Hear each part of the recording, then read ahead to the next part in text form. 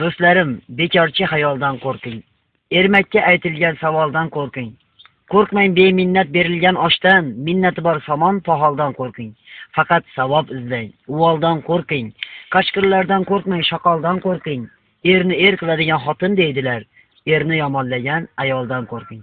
Saidbek bizni ayollar erni yomonlamaydi. Faqat shu girantka suvga chiqqanda jinda hasratlashib qolgan joyi bor. Mahallada 3-4 ayol bir-birini chaqirdi. Suvga borib kelamiz deb olvoldilar paqirdi. Katta ko'cha boshidagi girantka yo'l oldilar. O'chirtgunicha hasratlashib qoldilar.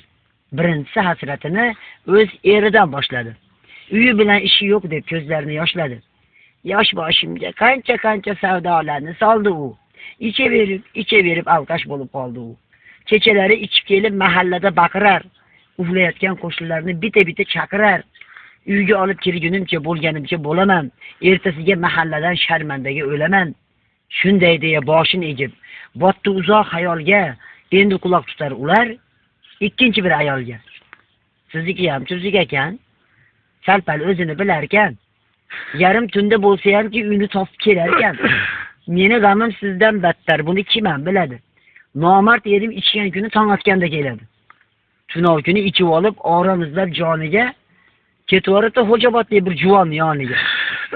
Bir kun qolay desa darrov u juvon ham unatdi. Erim o'lgur tong otguncha o'sha yerda tunabdi. Shunday deya bu ayol ham ko'zlarini yoshladi. Endi hasrat qilishni uchinchisi boshladi. Biz erim har zamonda ozmoz ichib turadi. To'g'ri uyga keladi-yu faqat meni uradi. Nima aybim bor bilmayman, ko'kartirar tanamni. So'kartinmay meni tuqqan uyimdagi onamni. Jim qoldilar sukut saqlab, to'rtovlari bir nafas. Ne uchundir ayollarning to'rtinchisi indamas. Uni eri haqida ham eshitishni istashdi.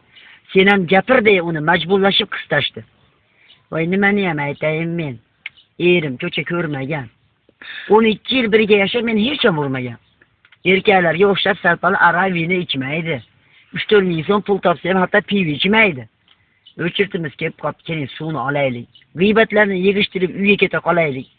Sheriklari hayron bo'ldi tinglab uni so'zini. Axir eri urib har kun ko'kartirar ko'zini. Eri uchun mini marketdan o'zi aroq tashirdi. Ammo o'sha ayol erini yomonligini yashirdi. Ey ayollar, o'z holiga qo'ying erkak ishlarni. Ko'chalarga olib chiqmang uyda bo'lgan ishlarni. Ba'zilar bor semiz bo'lsa ozish uchun ichadi. Ba'zilari ishlab charchoq yozish uchun ichadi. Ko'chalarda hasratlari, g'iybatlarga chek qo'ying. Tirishchilik qilishyapti erkaklarni tek qo'ying. G'iybat qilib erkaklarni loyiga tiqmang ayollar. Faqat g'iybat uchun bo'lsa, suvga chiqmang ayollar. O'zimiz tashib olamiz.